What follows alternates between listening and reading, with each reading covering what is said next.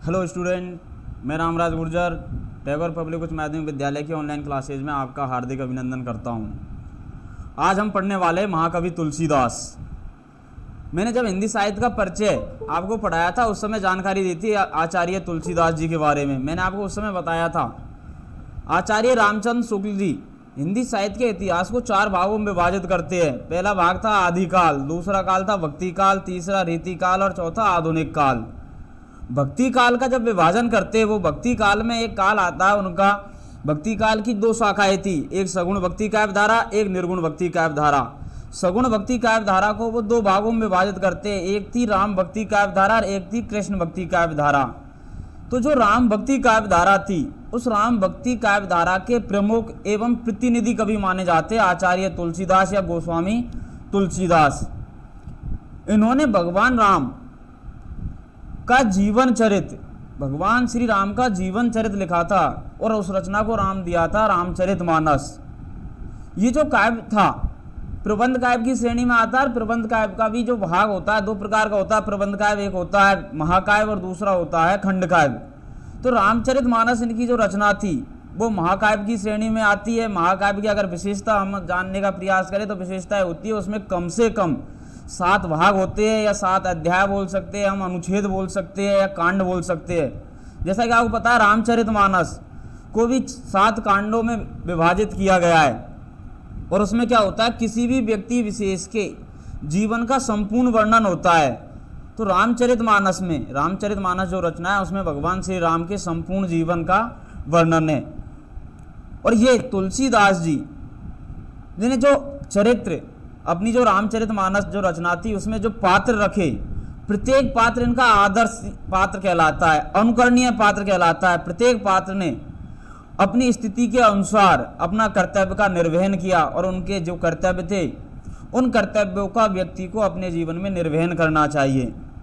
इनके बारे में आज हम पढ़ेंगे। देखिएगा, इनका जो जन्म होता है आचार्य तुलसीदास जी का उत्तर प्रदेश के बांदापुर जिले के राजापुर गांव में हुआ था। उत्तर प्रदेश में बांदा एक जिला था, उसमें एक गांव था राजापुर, उस जगह इनका जन्म होता है। जन्म संवत था इनका 1589 ईस्वी। अगर ईस्वी सन निकालना चाहे तो ईस्वी सन होती है 1532 ईस्वी में इनका जन्म होता है। इनके पिता का नाम आत्माराम था और माताजी का नाम था हुलसी देवी। ये एक सरयू पारीण ब्राह्मण थे। ब्राह्मणों का कोई गोत्र होगा, कोई शाखा होगी, वो शाखा थी इनकी सरयू पारीण। ऐसा कहा जाता है इनका जन्म जब होता है तो कोई नक्षत्र चलता रहता है, वो नक्षत्र अशुभ माना जाता है। उस नक्षत्र का नाम था अभुक्त मूल नक्षत्र। उस नक्षत्र में इनका जन्म होता है। ऐसा माना जाता है जब किसी बच्चे का जन्म अभुक्त मूल नक्षत्र में होता है तो वह अपने परिवार के लिए, अपने माता पिता के लिए हानिकारक होता है। और इसी कारण, इसी डर के या इसी शंका की वजह से आत्माराम और हुलसी देवी ने इनका परित्याग कर दिया। जन्म के तुरंत बाद ही इनका परित्याग कर देते हैं, इनको छोड़ देते हैं। ऐसा कहा जाता है एक मुनिया नामक एक दासी थी, उसको सुपुर्द कर देते हैं। कई विद्वान ऐसा भी मानते हैं जब तुलसीदास जी का जन्म होता है तो एक 5 वर्ष का जो बालक होता है उसके बराबर का इसका शरीर था, इसके दांत भी निकले हुए थे।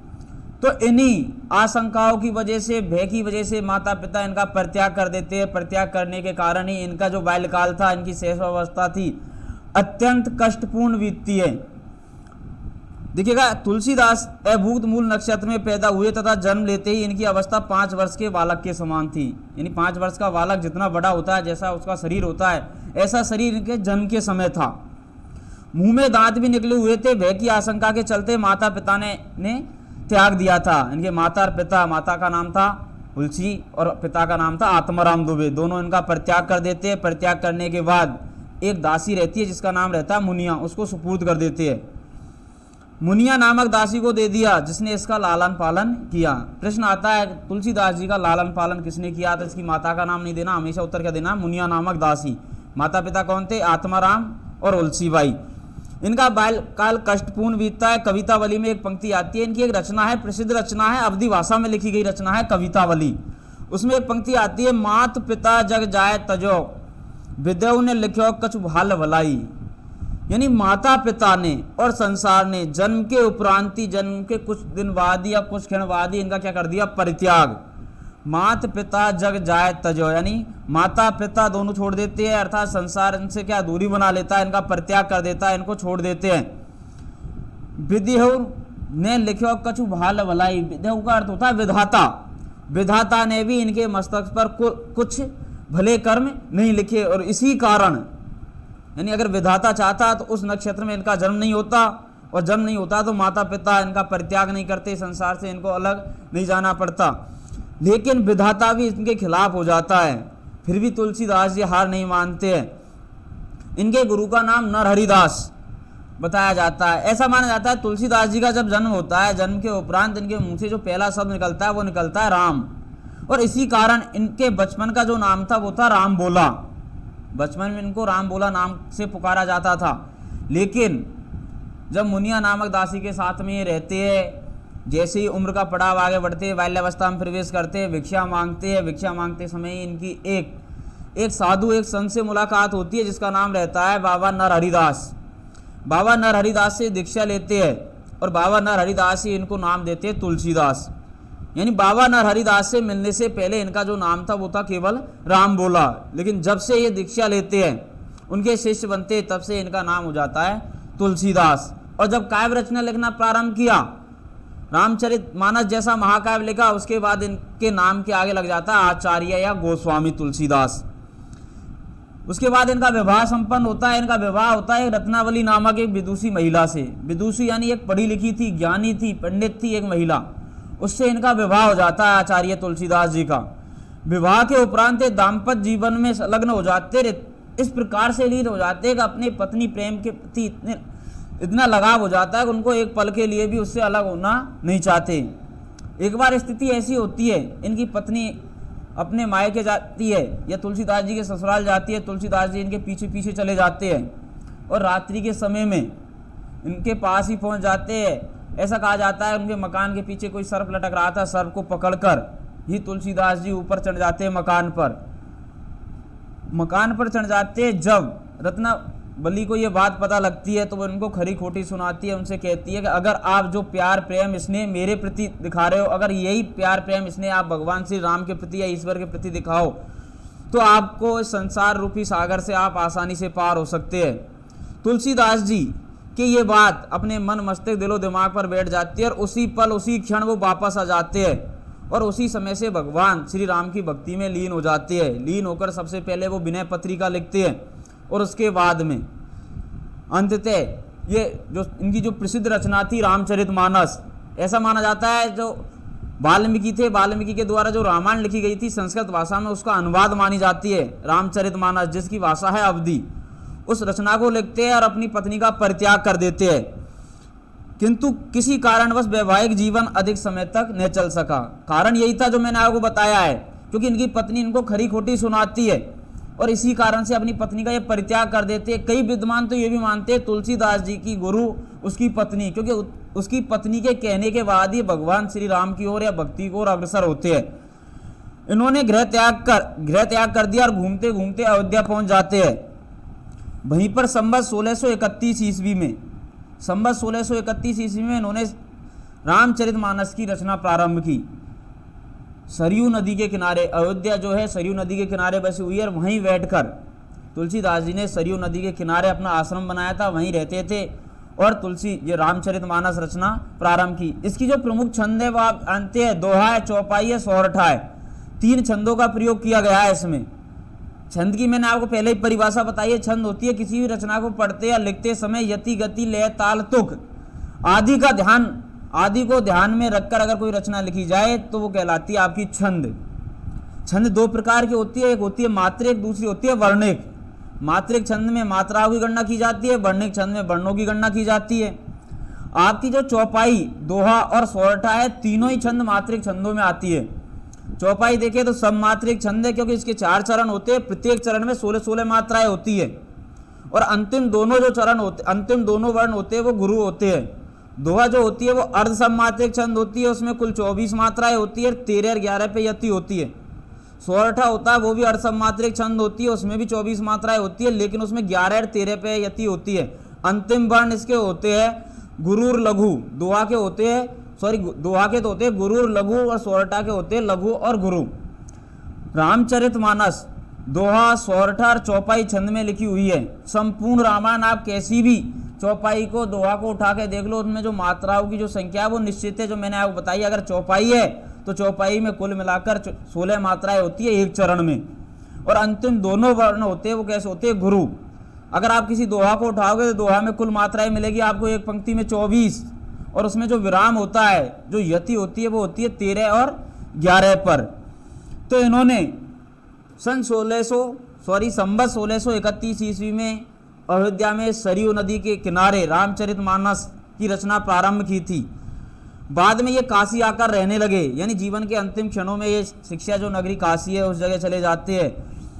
जीवन के अंतिम दिनों में पीड़ा की शांति के लिए इन्होंने हनुमान जी की स्तुति की, हनुमान श्री राम की स्तुति की। इनका मानना था, तुलसीदास जी का ये मानना था, अगर भगवान श्री राम के परम भक्त अगर कोई है तो वो है हनुमान जी। जैसे अपन जानते हैं किसी अधिकारी से हमें कोई संपर्क करना हो तो अधिकारी का जो नज़दीकी होता है वो उसका या तो चपरासी होता है या ड्राइवर होता है। अगर हम उसके द्वारा जैक एक लगाए तो आप आसानी से उससे मिल सकते हैं। तो तुलसीदास जी ने भी यही मान लगाया कि अगर भगवान श्री राम के पास हमारी विनती पहुंचानी है, अर्जी पहुंचानी है, तो उसके लिए उसके परम भक्त हनुमान जी से मिलना आवश्यक है। तो सबसे पहले वो हनुमान जी की स्तुति करते हैं। विनय पत्रिका जो लिखी गई इनकी रचना है उसमें हनुमान जी की स्तुति की गई है, और हनुमान जी को कष्ट निवारक माना जाता है। जीवन के अंतिम दिनों में जब इन्होंने शारीरिक पीड़ा होती है तो ये हनुमान जी की स्तुति करते हैं और उनसे कहते हैं कि उनको जीवन के अंतिम क्षणों में जो कष्ट हो रहे हैं उनसे मुक्ति मिले। उनकी जो रचना है वो कहलाती है हनुमान वाहो।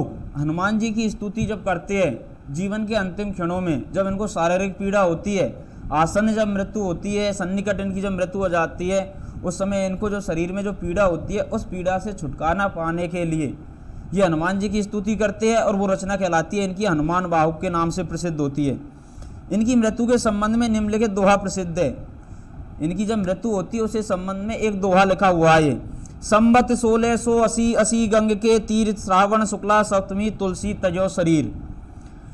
संवत 1680 यानी संवत 1680 में, विक्रम संवत 1680 में 80 गंग के तीर, गंगा नदी के किनारे, श्रावण शुक्ला सप्तमी, श्रावण मास था, शुक्ल पक्ष था, सप्तमी तिथि थी, तुलसी तजो शरीर, तुलसीदास जी ने अपने शरीर का परित्याग कर दिया। आशय यह है कि तुलसीदास जी श्रावण मास के शुक्ल पक्ष की सप्तमी तिथि को अपने शरीर का परित्याग करते हैं गंगा नदी के किनारे। 1532 में जन्म होता है और 1532 ईस्वी सन देखे तो 1532, संवत देखे तो 1589 में जन्म होता है। संवत 1680 में इनकी मृत्यु होती है। इन्होंने राम की अनन्य भक्त के रूप में दास्य भाव अपनाते हुए, यानी इनकी जो भक्ति थी वो दास्य भाव की थी, सेवक भाव की थी, भगवान श्री राम को अपना मालिक मानते थे। दास्य भाव अपनाकर भक्ति प्रारंभ की थी। उनके अनेक काव्य ग्रंथों में रचना की उन्होंने, जिनमें से सबसे प्रसिद्ध रचना है इनकी रामचरितमानस। भगवान श्री राम का जीवन चरित्र है, महाकाव्य की श्रेणी में आता है, प्रबंध काव्य का एक भाग है। दूसरी रचना है इनकी विनय पत्रिका, दोहावली, गीतावली, कवितावली, रामज्ञा प्रश्न, वर्वे रामायण, जानकी मंगल, पार्वती मंगल, रामलला नेचू, बैराग संदीपनी और श्री कृष्ण गीतावली। दोनों भाषाओं का इनको समान ज्ञान था। यानी अवधी और ब्रज भाषा में रचना लिखी। अवधी भाषा में इनकी जो रचना है वो है रामचरितमानस, विनय पत्रिका, कवितावली। इनकी भाषा है अवधी। बाकी पार्वती मंगल, जानकी मंगल या कृष्ण गीतावली, दोहावली इनकी रचना है, इनकी जो भाषा है वो है ब्रजभाषा। तुलसीदास आदर्श कवि थे। ये बहुत अच्छी पंक्ति है इसकी, आदर्श। आदर्श हम उसे बोलते हैं जिसका क्या किया जा सके, अनुकरण।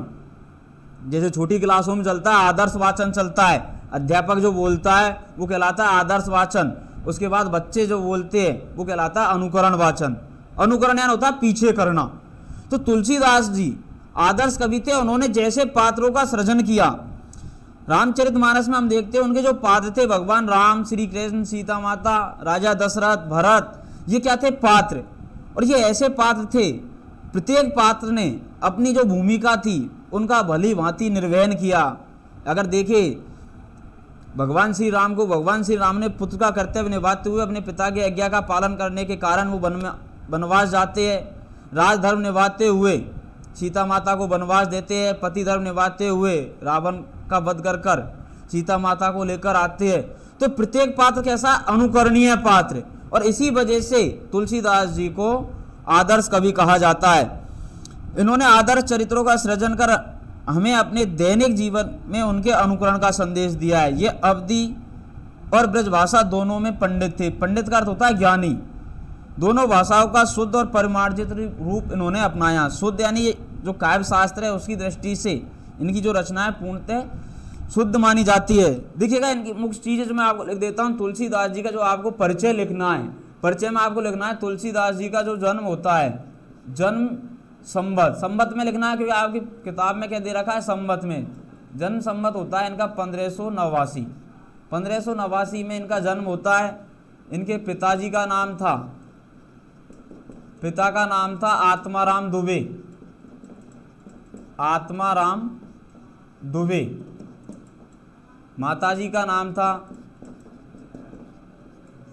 माता का नाम था हुलसी, हुलसी देवी। लालन पालन किया था इनका, लालन पालन करने वाली कौन थी, मुनिया नामक दासी, मुनिया नामक दासी थी। आगे अगर देखते हैं हम तो इनके गुरु का नाम, गुरु का नाम था बाबा नरहरिदास, बाबा बाबा नरहरिदास। इनके बचपन का नाम, इनके बचपन का नाम था राम बोला। इनकी पत्नी का नाम,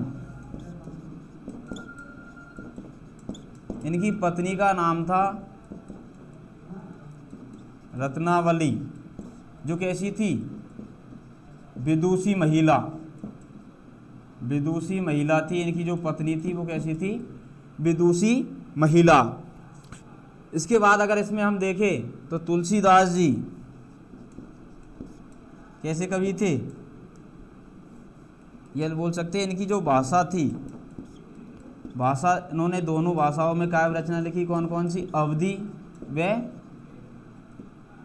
ब्रजभाषा। दोनों भाषाओं पर क्या था, अवधी व ब्रज भाषाओं पर समान अधिकार बोल सकते हैं। दोनों भाषाओं पर इनका क्या था, समान अधिकार था। दोनों भाषाओं पर इनका समान अधिकार था। और इसके बाद देखे थे कैसे कवि थे, राम भक्त, राम भक्त कवियों में अग्रगण्य, अग्रगण्य। राम भक्त जितने भी कवि थे उनमें कैसे थे, ये अग्रगण्य। सबसे पहले अगर गणना की जाए, गिनती की जाए तो राम भक्त कवियों में पहला नाम आता था किनका, आचार्य तुलसीदास का। अगर फिर आगे हम देखें इसके परिचय के अलावा तो हम देखें तुलसीदास जी कैसे कवि माने जाते हैं, आदर्श कवि। कैसे कवि की श्रेणी में आते हैं ये, आदर्श कवियों की श्रेणी में। क्योंकि इनके काव्य में, इनके काव्य में क्या था, विराट लोक कल्याणकारी भावना थी, विराट समर्पण की भावना थी इनके काव्य में। इनकी जो पंक्ति है वो आपको प्रसिद्ध याद करनी है। जब भी परिचय लिखना है ये दोनों पंक्ति लिखनी है। जन्म के समय में कैसी स्थिति थी, किस नक्षत्र में जन्म हुआ, अपन ये भी बोल सकते हैं। इनका जन्म होता है कब, ये बोल सकते हैं 1589 में। यहाँ लिख देता हूँ मैं कौन सा नक्षत्र था, अभूक्त मूल नक्षत्र। इस नक्षत्र में जन्म हुआ, इस कारण, इस नक्षत्र में जन्म होने के कारण क्या कर देते हैं, इनका परित्याग कर देते हैं। कौन, इनके माता पिता परित्याग कर देते हैं। ये चीज़ आपको लिखनी है। ये चीज़ लिखने के बाद आपकी जो अंतिम 3 जो पंक्ति है वो आपको लिखनी है कि तुलसीदास जी कैसे कवि थे, आदर्श कवि थे। इसका प्रत्येक पात्र कैसा था, आदर्श था। आदर्श पात्रों का इन्होंने सृजन किया। और आदर्श पात्र किसमें, रामचरितमानस में। रामचरितमानस के अलावा इनकी जो अन्य रचना थी, रचना का नाम लिखेंगे, एक तो थी इनकी रामचरितमानस। रामचरितमानस के बाद में अन्य जो रचना थी इनकी थी वो कवितावली। कवितावली के बाद दोहावली,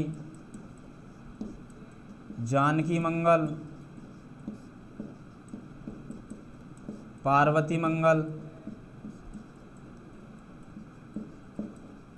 पार्वती मंगल। इसके बाद बरवे रामायण,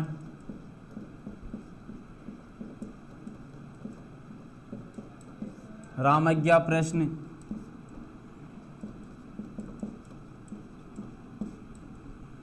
दोहावली, गीतावली, ये अन्य इनकी रचनाएं थी।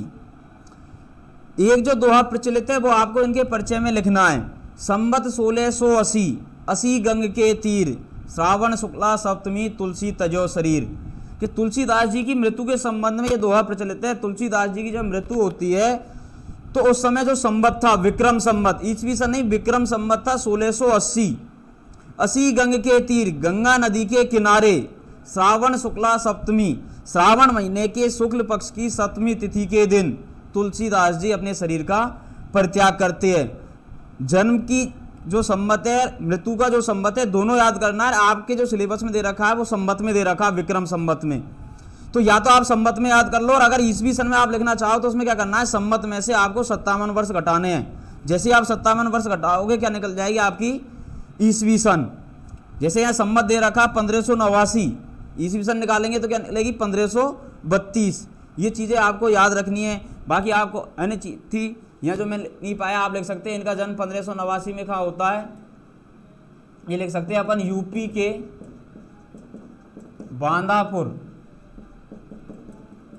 बांदापुर जिले के राजापुर गांव में, उत्तर प्रदेश के बांदापुर जिले के राजापुर गांव में इनका जन्म होता है। आपका परिचय हो गया। इसके बाद अपन कल पढ़ेंगे आपका जो राम लक्ष्मण परशुराम संवाद है, यानी तुलसीदास जी की जो रचना थी रामचरितमानस। रामचरितमानस का पहला कांड कहलाता है बालकांड, दूसरा कहलाता है अयोध्याकांड। और अयोध्याकांड जो है आपका, अयोध्याकांड में क्या होता है, राजा जनक अपनी पुत्री सीता का विवाह के लिए एक स्वयंवर का आयोजन करता है। स्वयंवर में क्या रखता है, वो धनुष रखता है भगवान शिव का, और उसमें ये शर्त होती है जो भी व्यक्ति विशेष, जो भी राजागण उस धनुष को तोड़ेगा उसी के गले में सीता माता वरमाला पहनाएगी। तो उस स्वयंवर में रावण के साथ साथ भगवान श्री राम और लक्ष्मण जी भी जाते हैं। जब कोई भी राजा उस धनुष को तोड़ नहीं पाता है तो अंततः आखिरकार भगवान श्री राम उस धनुष का खंडन करते हैं। ऐसा माना जाता है वो जो धनुष होता है वो शिव जी का होता है, शिव जी परशुराम के गुरुजी होते हैं। जैसे वो धनुष का खंडन होता है, परशुराम जी उस धनुष के टूटने की आवाज़ सुनते हैं, दौड़ते हुए राजा जनक की सभा में आते हैं। जब वो राजा जनक की सभा में आते हैं और धनुष को तोड़ने वाले का नाम पता पूछते हैं, जब कोई नहीं बताता है तो वो अपनी वीरता की डींगे हाँकते हैं कि उसने कितनी बार पृथ्वी को वीरों से या राजाओं से हीन कर दिया, कितनी बार ब्राह्मणों के लिए उसे दान दे दिया। उसके बाद लक्ष्मण जी और परशुराम जी के बीच में जो भी संवाद होता है कटु वाणी में, दोनों आवेश में आकर एक दूसरे को खरी खोटी सुनाते हैं, उस संवाद का वर्णन किया गया आपके सिलेबस में, जो हम पढ़ेंगे अगली क्लास में। तब तक के लिए धन्यवाद।